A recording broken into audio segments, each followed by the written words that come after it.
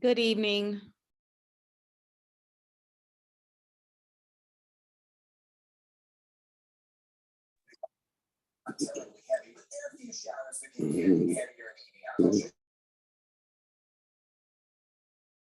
Hi, good evening, Luana. Hi, everyone.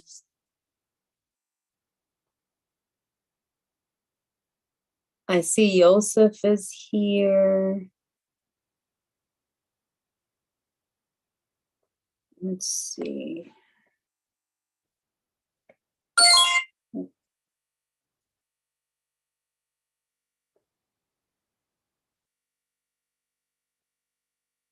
See Superintendent Miller, 33rd. I believe Christian Perez is with the 34th.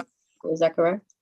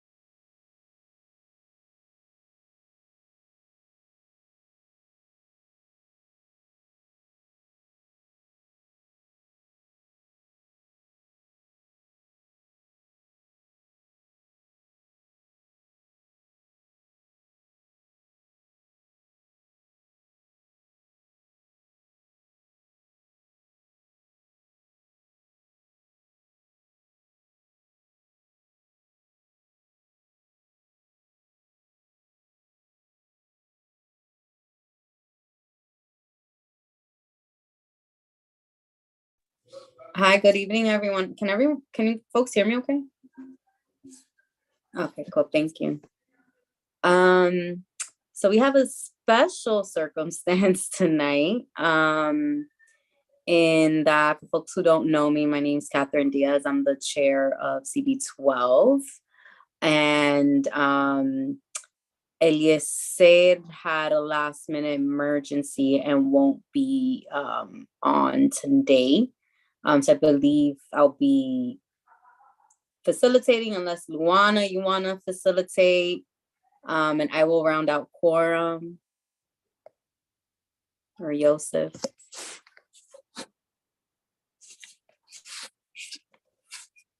If I facilitate, do I still need to take the minutes? No, I would say in that circumstance, if someone from the committee. I'll facilitate. I'll be my preparation for my tomorrow morning aging meeting. Yeah.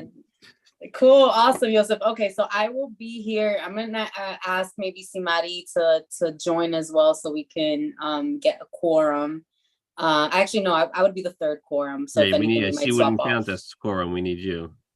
Yeah, that's what Yeah. I'm saying. So I'll be on, and I did see Jocelyn in the attendees, but I Okay. appreciate that because I am not a committee member, Yeah, even though I know I just can need fill the to- roles. So I you just guys know need what's happening. to find the agenda. I was looking for it in my email. Unless if you can post it in the chat, just to, I am. or just on have it. the office just send it to me, so I'll have it on the top of my emails. But either way, I'm gonna assume do we have something before the reports? I saw that you have DA's office, so Jocelyn presumably is doing a fraud prevention presentation. 33rd and 34th presenting, who I see here, FDNY, Yeah, and then Department of Corrections, so Superintendent Miller's here. our regular customers. Yes. Okay, Oh, so I'm Jocelyn, sorry. Hi, it's Chanel. That's the old agenda. I sent an updated one because LSR said that the fraud prevention wasn't happening this month anymore. So it's just the regular items, just like the reports Oh. of everybody. Okay, is that true? Jocelyn's here. Is that true? Just checking. We're gonna wait till June to hear the presentation.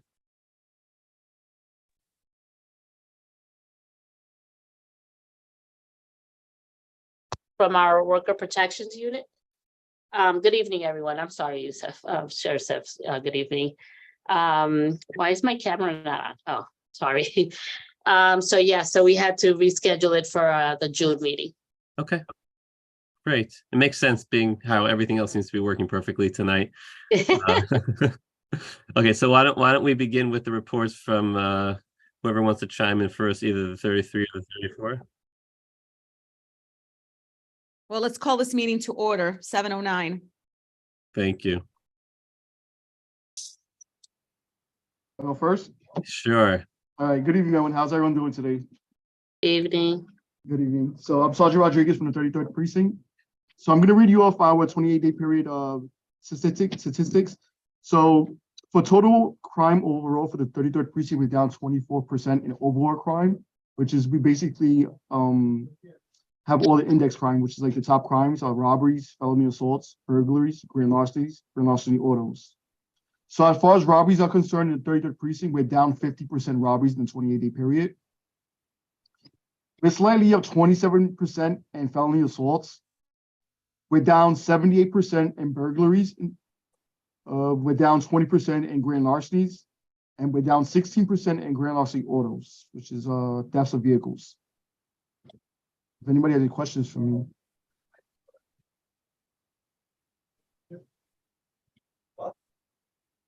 Report. The one you caught that? Oh, wait a minute. Am I taking minutes?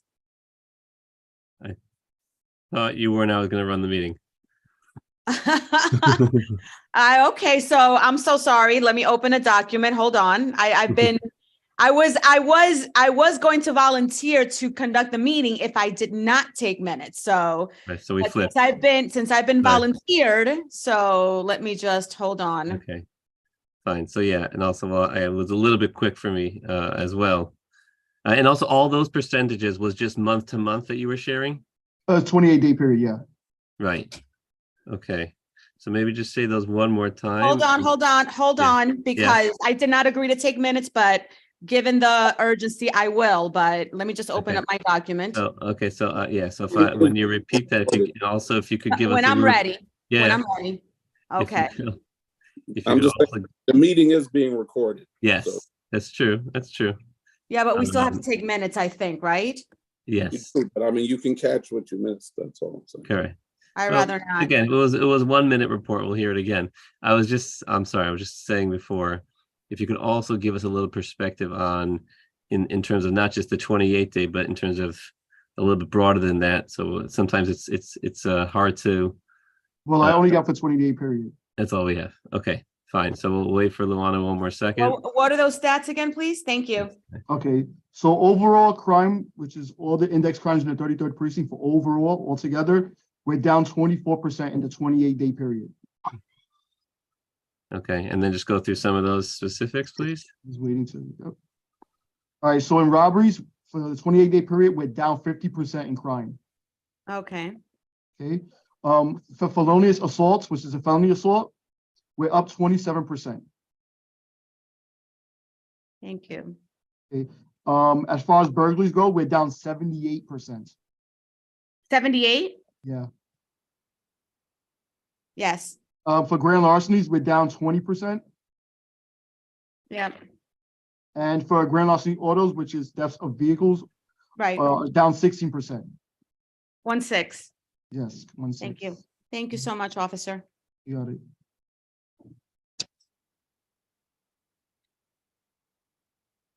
Okay. Anyone have any questions related to that report? That's a natural question. Those are pretty very good, a very good report. Is there anything that you attribute it to particularly? As far as all these numbers, we do have more directives in the precinct as far as like the officers getting out of vehicles, more on foot posts.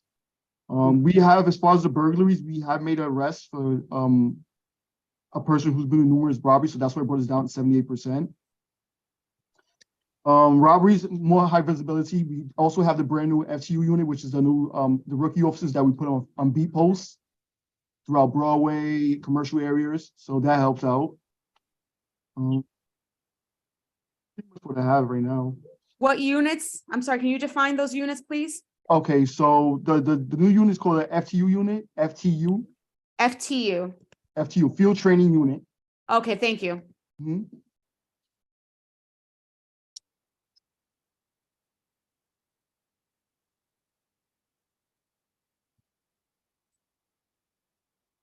Okay, Hello?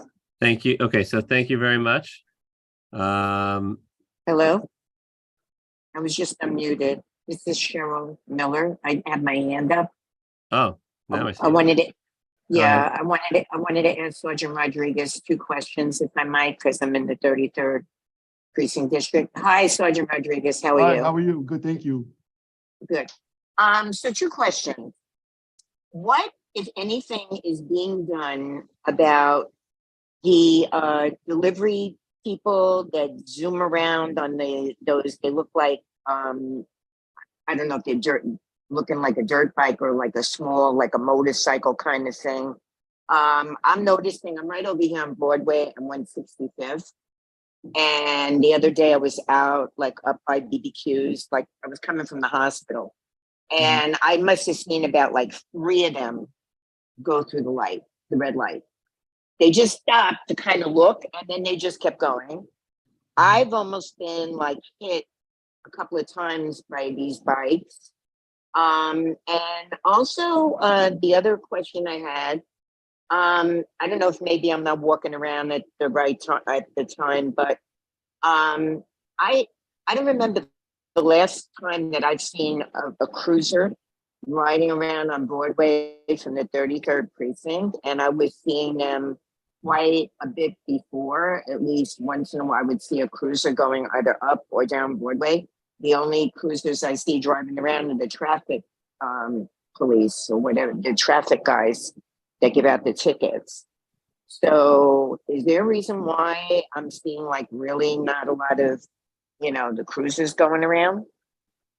Okay, so to answer your first question, so the Thank you. delivery guys, when they do go through red lights, what happens is for us, our rule is we're not supposed to chase them. So if they go through a red light, we're not allowed to chase them if we're there. When we do see those delivery bikes that are parked up that are unregistered, we do confiscate them and we bring them back to the precinct. We got quite a few right now back to the precinct. I don't know if that answers your question, but we're not allowed to chase them. They take off on us. We can't chase them because if they get hurt or somebody else gets hurt, we're responsible. Even though they're at fault and they eat the red light, if they get hurt, we'll get in trouble for that. Yeah, it's a very dangerous situation. I'm a senior. And, I almost got hit by one a couple of weeks ago by BBQ. The guy was up on the sidewalk. It was obviously a delivery driver from BBQ. He put the bike up on the sidewalk and was like backing the bike up. And then as I was walking in front, he started like lurching forward. And I put my hand out and said, hey, you see me over here? I'm not invisible. And he just like looked at me like, what? You know, so these guys are dangerous, some of them, you know, and I'm really, you know, God forbid that somebody really gets hurt by one of these bikes. And, you know, they drive recklessly up on the sidewalk. They're like zooming in and out with, you know, pedestrians are walking. So, you know, are they permitted to just zip around on the sidewalk? I don't think they are.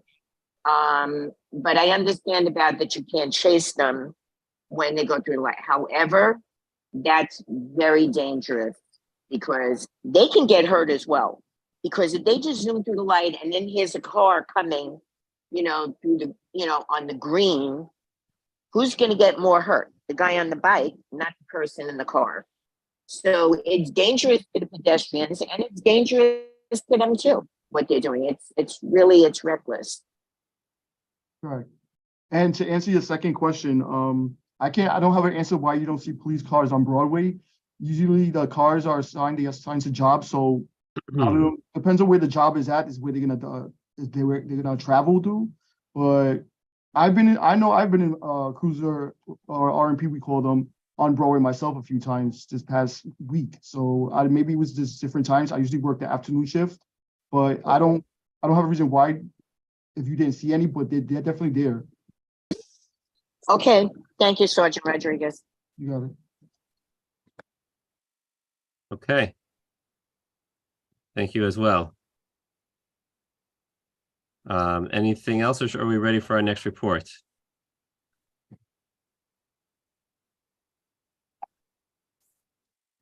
As Sergeant Perez, are you here for the 34th to share with us some information? Good evening, this is Captain Mars. I'm the Executive Officer of 34th Precinct. How's everybody? Can you say your name one more time? Captain Marzan, M-A-R. Marzan. Yep. Okay. All good? Yes, I'm just helping out the person taking notes here. Captain Marzan, I got it. Yeah. Cool. Marzan, con Z, Z. There you go. Yeah, Z, that's right. Yep. Mhm. So I'm just going to give a broad overview of crime in the command for the last 28-day period, which definitely reflects our year-to-date numbers as well. So the period is March 6th to April 30th, but they still reflect the same as well. So no murders for the year. Rape is down. We have we have 0 this year compared to 1 this time last year. So we're down 100%. Robbery is even. We have 11 this year compared to 13 last year. So we're down 15%. Hold on. Down 50%. 1-5. Yep, 1-5. We have felony assaults are also down 26 this year compared to 33 this time last year. So down 21%. Burglary is the only index crime that's up major. Well, not even major, minor. It's up 13 this year compared to 12 this time last year. So only a 8% increase. We have grand larceny, which is down 44 this year compared to 46 last year. So a negative 4.3%. And then grand larceny autos, stealing of vehicles, is 19 this year compared to 23 this time last year. So overall major crimes in the 34th precinct is down in every index except burglary, which is up by 1. And as far as quality of life conditions, which is your loud noise, drinking in public, disorderly conduct, etc., there were 144 summonses given to address those conditions in the period. Any questions? Any additional info? I have a question. Sure. If either precinct can answer this because it involves both precincts. There is a concern of the over pollution of needles in the train stations. There are reports being carried out by media, by newspapers, photographs being released of excessive amounts of needles in train stations, so much so that the information that's coming out of the press is that Washington Heights Inwood has now become this hub for needle users. So to me, as part of this committee, that poses both a quality of life issue, but also a public safety issue. So I'm wondering if either precinct has devised a plan, or if it's any conversation at least to start with. So obviously, any crime in progress or somebody that's drug user actively injecting himself in a train station is obviously a 911 concern. As far as needles being strewn about, I mean, it's only so much the police can do. We're not necessarily sanitation. We do have encampment cleanups. We do have initiatives and joint operations. We do sanitation, DEP. We schedule them to try and go and take down these homeless encampments. These locations where homeless like to gather. But from police perspective, there's only so much we can do when it comes to needles strewn about the floor. Where they're obviously for the criminal portion of it, there's only so much we can do from our end, the police standpoint. Thank you. Can I jump, just piggyback on what the captain said? Sure. I think what's been encouraged of the community is that we reach out to the Corner Project, which usually attend this meeting, and the community board meeting. So I would encourage everyone that has a concern where they're seeing the proliferation of needles to reach out to the Corner Project, because that's one of the things that they're tasked with doing, which is going out and doing cleanup. They're experts in how to do it safely, and I would encourage that the community reach out to them.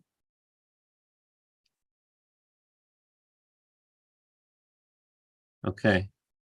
I see we have some other questions over here in the chat.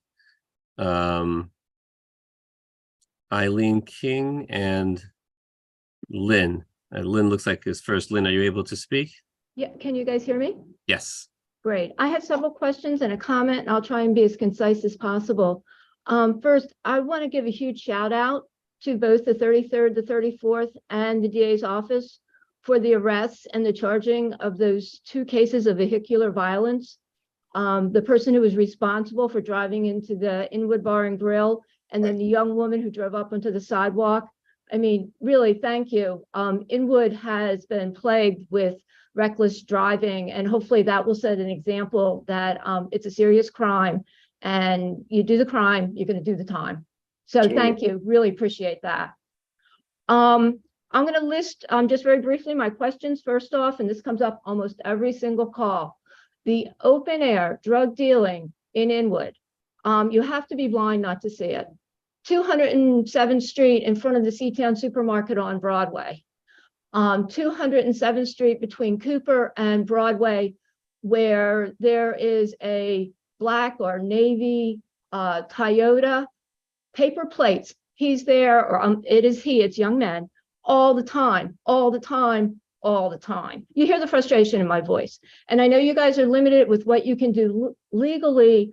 There are certain constraints, but right now it's baseball season. Our young men, they're mostly young men, and boys are going to Inwood Hill Park and playing baseball. They walk past these guys every day. I walked out of the Seatown Supermarket. There was an abuela and her granddaughter walking out into a puff of marijuana smoke, and the guys are hanging out there with their whiteboards. So then there's the 2 areas that they seem to be dying down. 204 between Broadway and Vermilion, 204 the corner of southwest corner of Broadway. So that's one point. One sort of question: what's being done to address that? It is a serious problem. These people have become entrenched in our neighborhood, and our neighborhood deserves better.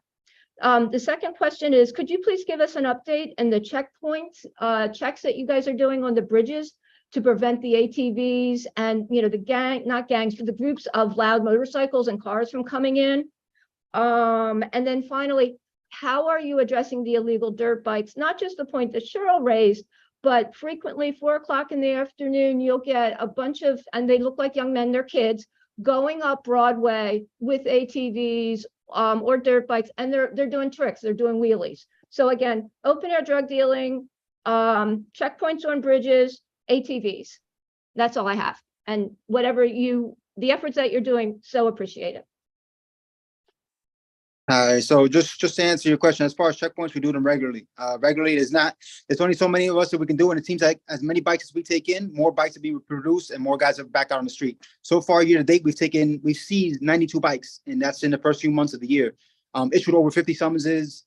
We have a team dedicated to the critical response team dedicated just to following these bikes around the city and trying to apprehend them. It's one of those things where it's a constant battle with these bikes, but we intend to win it. It's just a matter of just keep going out there, high visibility, having them see us, and just going after them and taking them.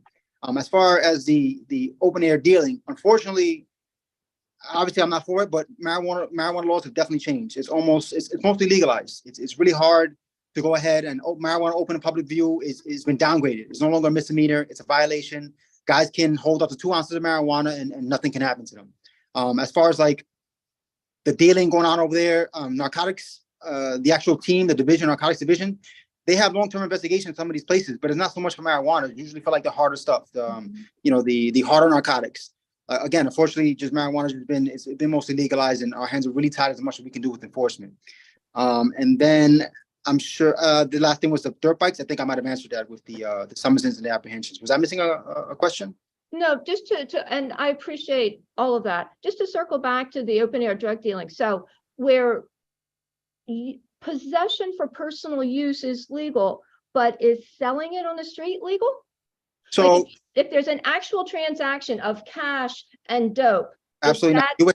You would have to definitely, somebody would have to actually see physical cash for the exchange of marijuana. And even in the exchange of marijuana, I mean, he can't sell it.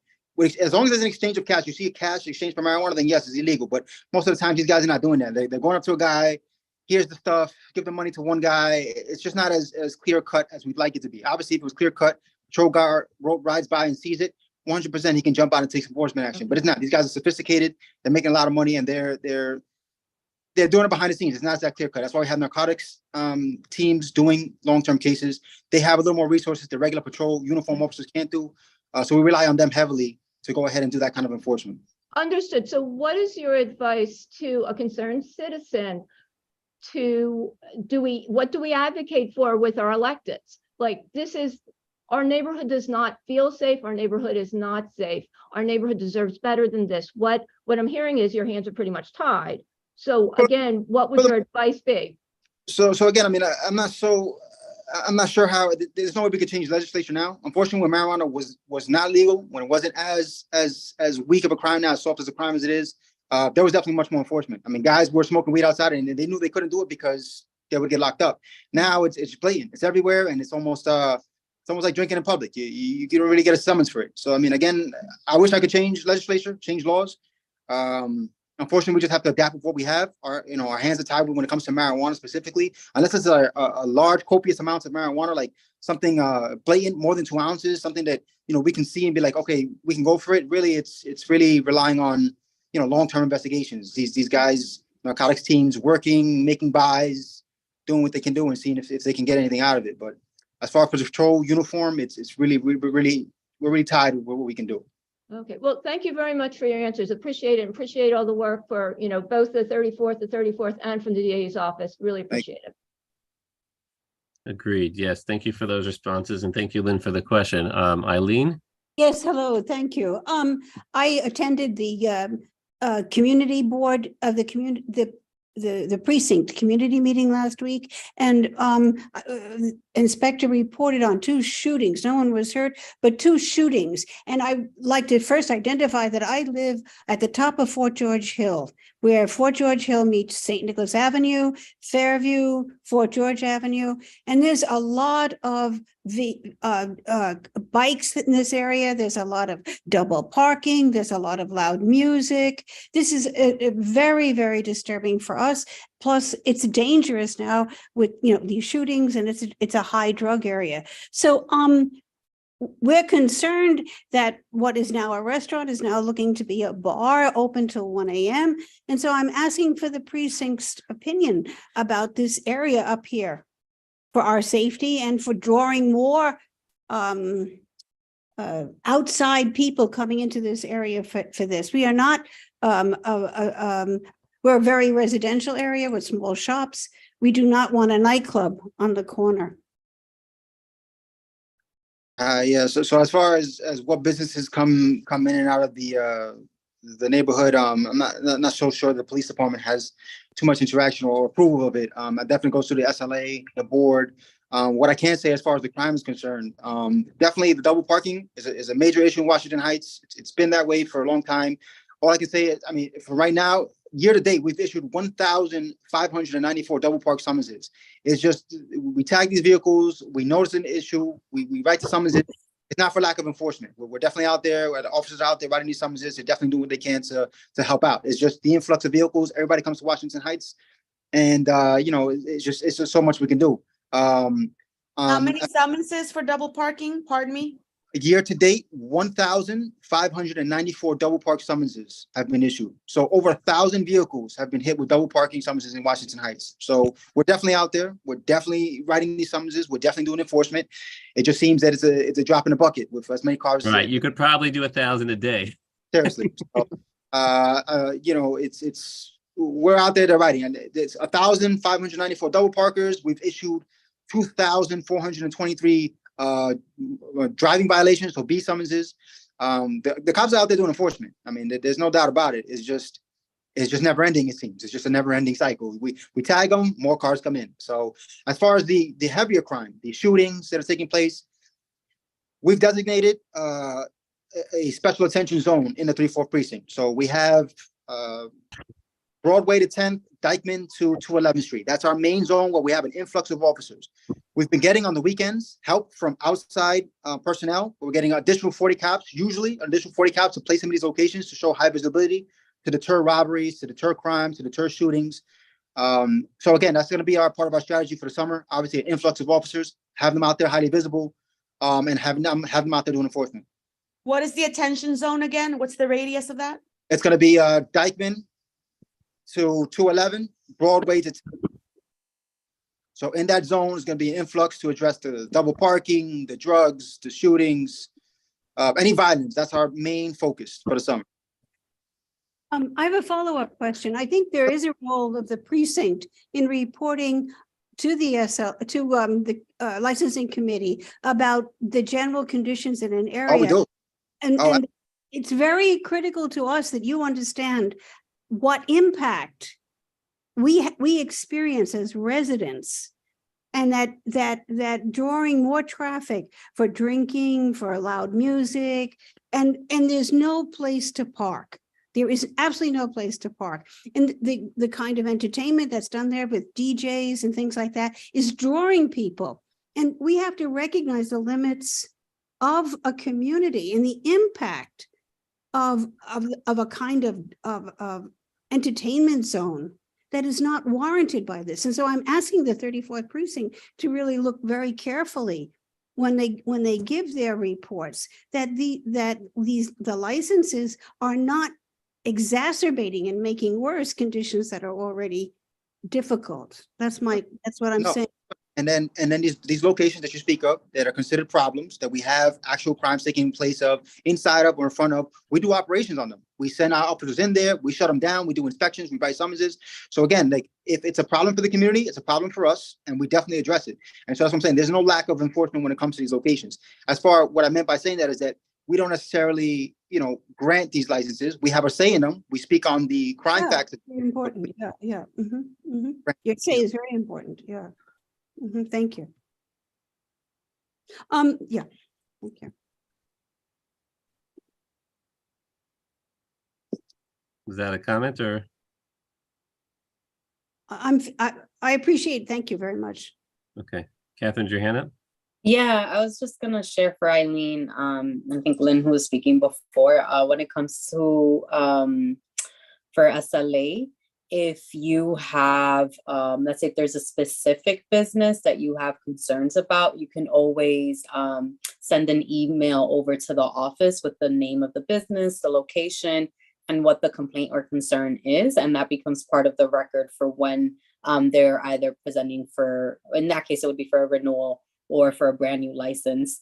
And so that becomes part of the record. And of course, the licensing meeting, I think meets the second Wednesday. You can check out the schedule and folks can also attend. So, and you'll always see also online the roster of the businesses that do come forth before us, if there's one that you do want to speak to. Great. Okay, anything else before we move on to the next? Okay, thank you very much. I think we're ready for the superintendent. Good evening, everyone. I'm Superintendent Miller from Edgecombe Residential Treatment Facility on 611 Edgecombe. We have, for about 7 months now, have a transitional housing portion of the facility as well as the women's work release. We recently were refunded by the governors from Chamber. We had to do an annual report for the legislature. They were pleased with the deliverables so far. So we've, I think I'll give you some quick numbers just off the top of my head. At the end of March, I think we had 98 individuals that came through the facility. We were able to so far get 26 into permanent housing. No one has been arrested in the precinct since we opened in August, knock on wood. So I know that was an initial concern about having the individuals, but we were very intentional about creating an environment that would help somebody that's coming out of state prison and was a lot better alternative to the New York City shelter system. And so far that's helped. You know, in general, you can't help everybody. Not everybody's ready for the help that you're trying to provide, but we definitely had a lot more successes than not. We've had individuals, you know, we have corrections officers still in the facility, but the individuals come and go freely. We do have a curfew of 10 o'clock, but people can return after curfew. They can get permission, you know, if they work late or from the parole officer. We offer services, a whole range of services. We have some community partners, Odyssey houses in the facility doing the day-to-day services along with our offender rehabilitation coordinators, the parole officers. So there's a real united effort to work with these individuals. So it's that time of year again.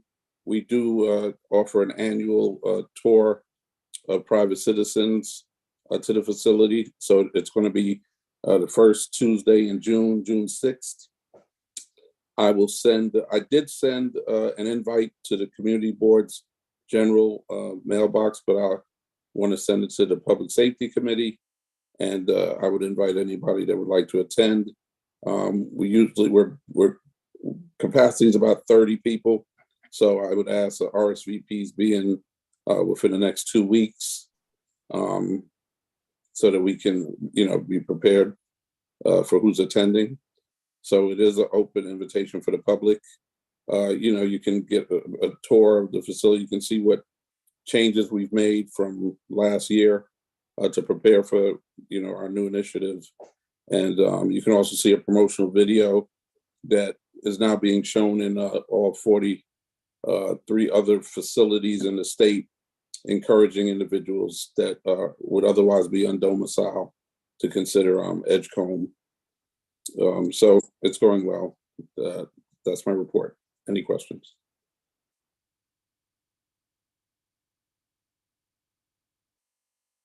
Okay, any hands? I don't see any hands right now. Superintendent's always very thorough. Maybe there aren't any questions related to that report. So if Chanel, you send me your email, I'll forward you the invite so you could distribute to the committee. Yeah, I'll put it in the chat. Perfect. Great.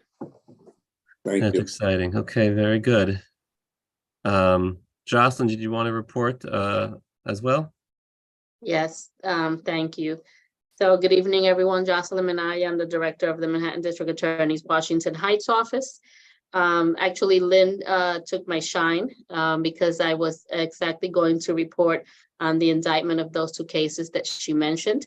So I will start with the indictment of the person for the Inwood car crash that injured approximately 20 people.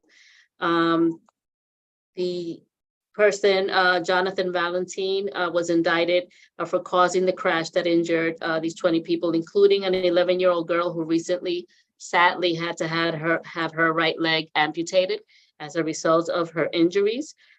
He's being charged with 1 count of leaving the scene of an accident without reporting, causing serious physical injury, and 10 counts of assault in the 3rd degree and other violations as it pertains to vehicle and traffic law. So, you know, it's a case that was resolved with this indictment and with our partners at NYPD. And then in terms of the second car crash, the DA announced the indictment of Sharon Godwin for crashing the stolen vehicle into 5 pedestrians, including 2 children, and causing serious injuries. And she's being charged with 2 counts of assault in the 1st degree and 7 counts of assault in the 2nd degree, and 1 count of criminal possession of stolen property in the 4th degree. So that case is certainly very much pending, and both are felonies. And, you know, we all know what happened in that case where she was driving on Broadway and 190th when she crashed into the pedestrians. You know, and 2 of the victims suffered broken femurs, 1 a torn ACL, and the other sustained substantial injury. So we're glad that, you know, there was a successful outcome to the investigation of that case. And then I finally just want to announce, the DA actually wants to announce the funding opportunity for summer youth violence prevention programs. So there will be funding from Manhattan community-based organizations to proactively prevent youth gun violence. Can you please slow down? I'm so sorry. Can you please slow down? I'm sorry. Thank you. I'm sorry, Luan.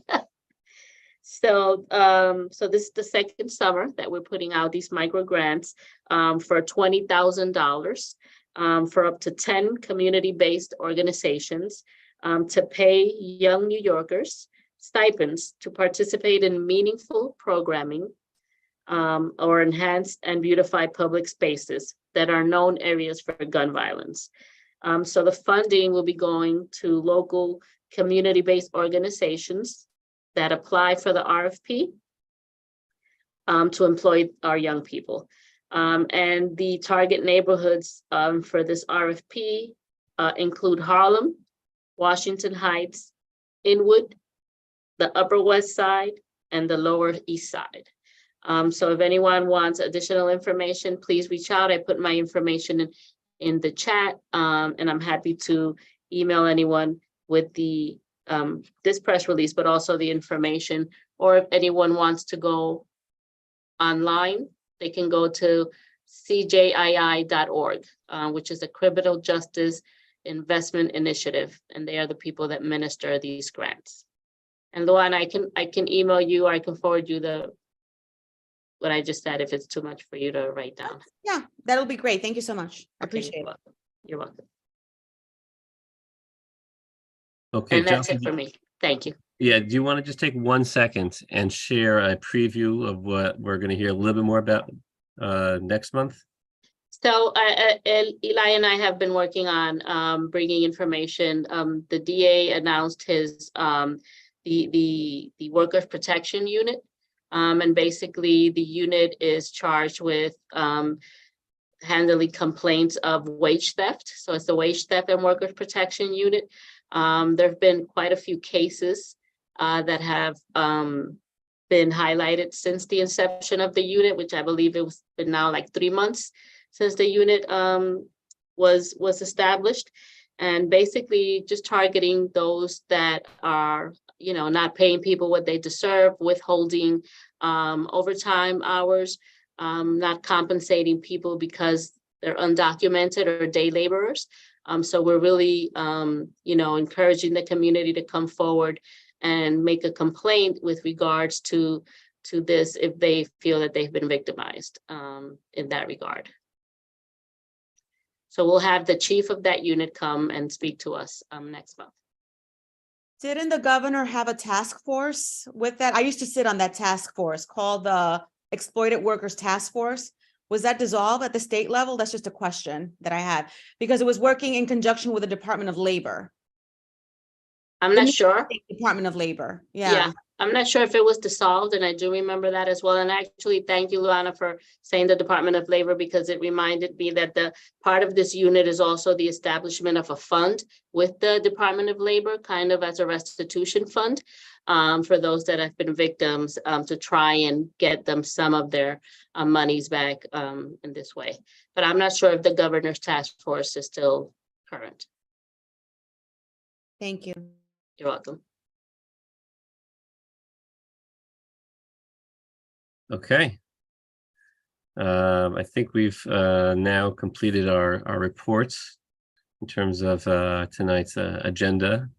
And I got a sneak preview for those who will be back next month with us.